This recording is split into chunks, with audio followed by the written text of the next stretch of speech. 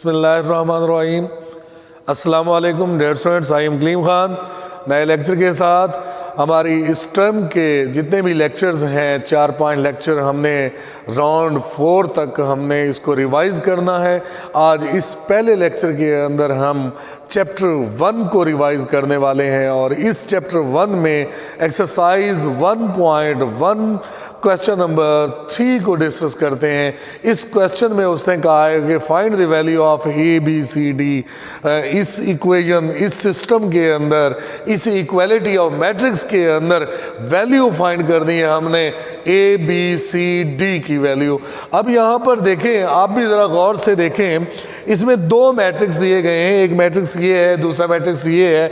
इन दोनों मैट्रिक्स में इक्वालिटी का साइन है और इस इक्वालिटी के साइन की वजह से हम क्या करेंगे, इन दोनों मैट्रिसेस के एलिमेंट्स को इक्वल करेंगे।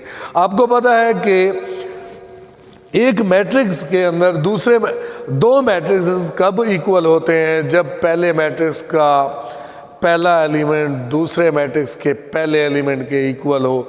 यहाँ पर मैं भी देख रहा हूँ और आप भी देख रहे हैं कि यहाँ पर पहला एलिमेंट पहले के इक्वल नहीं है, दूसरा एलिमेंट दूसरे के इक्वल नहीं है। यहाँ वेरिएबल ए बी सी यहाँ पर बताया गया है, तो इसका मतलब है हमने इनको इक्वल कर देना है, बट उनमें से ए बी सी डी की वैल्यू हमने फाइंड करनी है। यहाँ पर देखें, इस मैट्रिक्स में पहला एलिमेंट ए प्लस सी, इस मैट्रिक्स में पहला एलिमेंट 0। हमने इक्वेशन बनाई A plus C is equal to 0, ये हमारे पास एक इक्वेशन। दूसरा एलिमेंट दूसरे के इक्वल करके हमने इक्वेशन बनाई, तीसरा एलिमेंट इस तीसरे के इक्वल करके हमने इक्वेशन बनाई, चौथा एलिमेंट चौथे के इक्वल करके हमने इक्वेशन बनाई। हमने 4 इक्वेशन इसलिए बनाई हैं, मैट्रिक्स की इक्वलिटी के मुताबिक हम इन ए बी सी डी की वैल्यू फाइंड कर सकें। अब ये वाली इक्वेशन बनने के बाद हम बारी बारी इन इक्वेशन को लेकर हम सॉल्व करेंगे, उसमें वैल्यू फाइंड करेंगे जो हमारी रिक्वायर्ड है। अब मैं देख रहा हूं और आपने भी देखा कि इन चारों इक्वेशन में जो सिंगल एलिमेंट है, सिंगल वैल्यू है जिसको हमने फाइंड करना है, वो है सी और इधर डी।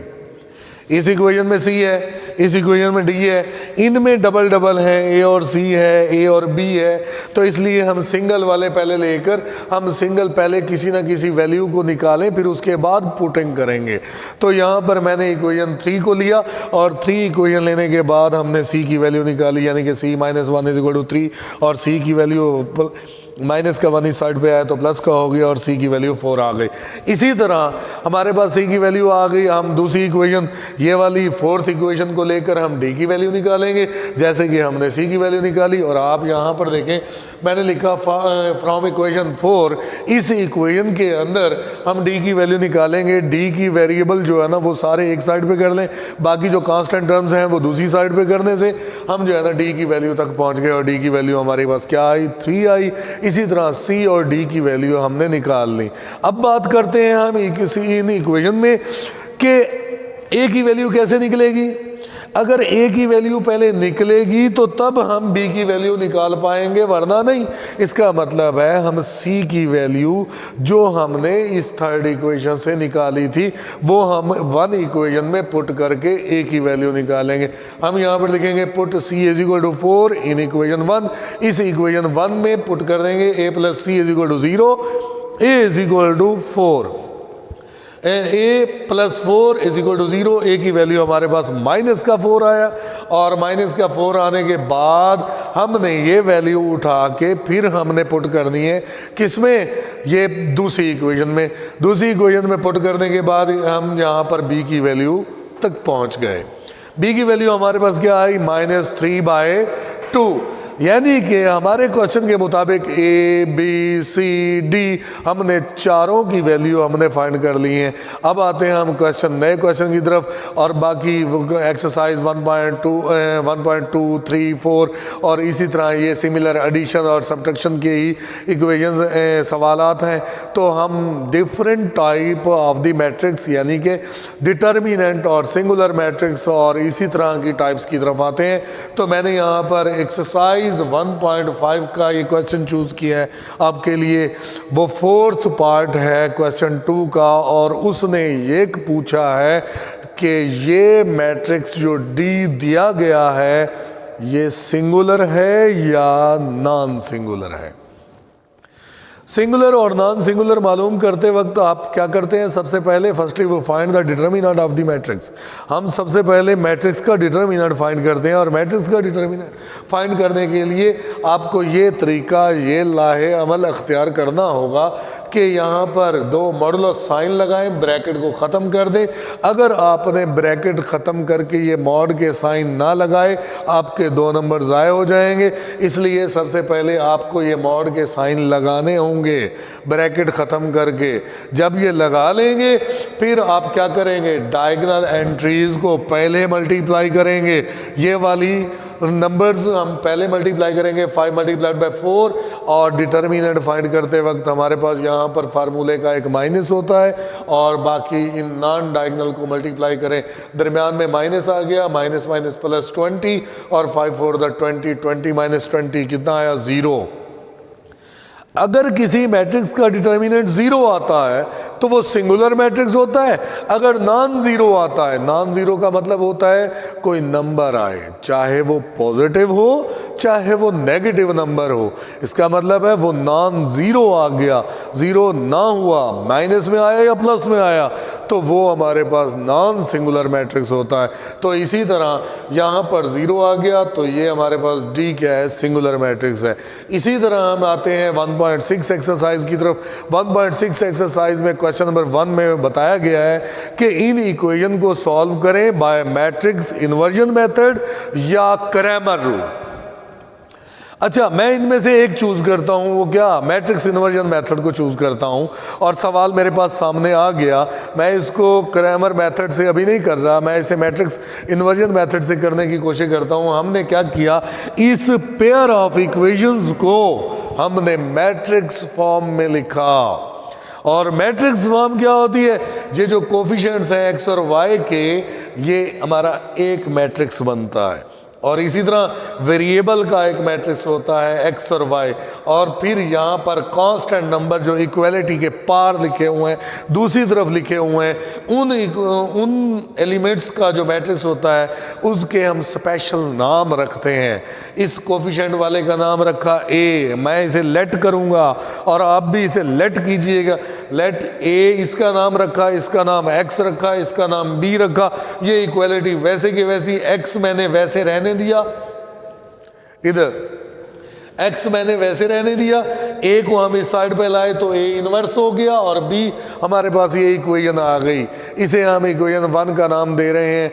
और इस तरह से फर्स्टली जब भी आप सॉल्यूशन फाइंड करते हैं तो क्या करना होता है कि हम इनका डिटर्मिनेंट पहले फाइंड करते हैं।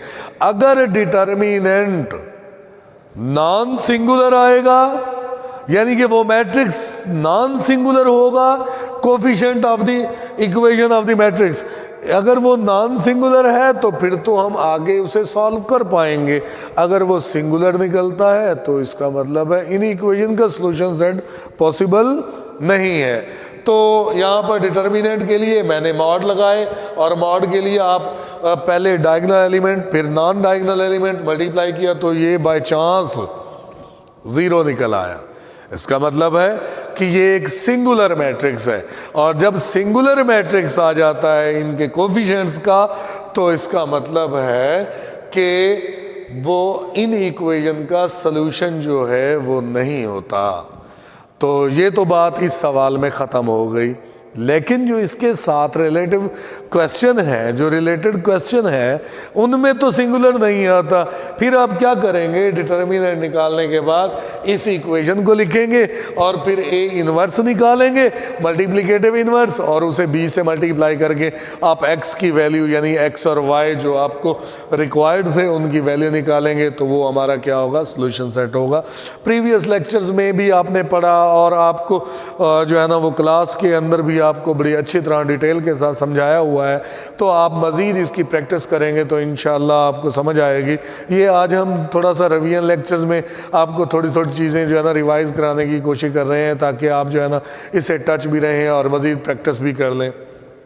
यहाँ एक मैंने रिव्यू एक्सरसाइज का क्वेश्चन लिया है, और रिव्यू एक्सरसाइज 1 में क्वेश्चन नंबर 4 में यहाँ पर हमारे पास ए और बी मैट्रिक्स गिवन है, और ए और बी मैट्रिक्स गिवन के मुताबिक हमने इस वैल्यू को फाइंड करना है, और वो वैल्यू क्या है 2a + 3b। मैंने वैसे का वैसे लिखा 2a + 3b, 2 लिखा, a क्या है मैट्रिक्स, प्लस 3 लिखा, b क्या है मैट्रिक्स, और 2 से मल्टीप्लाई किया 2 to the 4, और 2 3 the 6, 2 1 the 2, 2 0 0, और 3 5 the 15, 3 4 the -12, 3 2 the -6, 3 1 the -3। जब ये आ गया, इन दोनों को प्लस करके यहाँ पर हम आंसर लिख देंगे। तो डियर स्टूडेंट्स, इसके साथ जो बाकी सवालात वगैरह हैं उनकी भी आपने प्रैक्टिस करनी है, और 12.1 एक्सरसाइज यानी कि 12.1 थ्योरम चैप्टर नंबर 12 में, वो भी आपके सिलेबस का हिस्सा है। उसे भी हम कई दफ़ा डिस्कस कर चुके हैं क्लास में भी, और वीडियो लेक्चर्स वगैरह में भी हमने किया है। तो आप मज़ीद उसको पढ़िएगा, उसे याद कीजिएगा, वो भी सिलेबस का हिस्सा रहेगा। तो इंशाअल्लाह हम फिर मिलेंगे। उम्मीद करता हूँ कि आपको लेक्चर समझ आया होगा। अगर किसी किस्म का कोई प्रॉब्लम हो तो आप मुझसे रब्ता कर सकते हैं। अस्सलामु अलैकुम।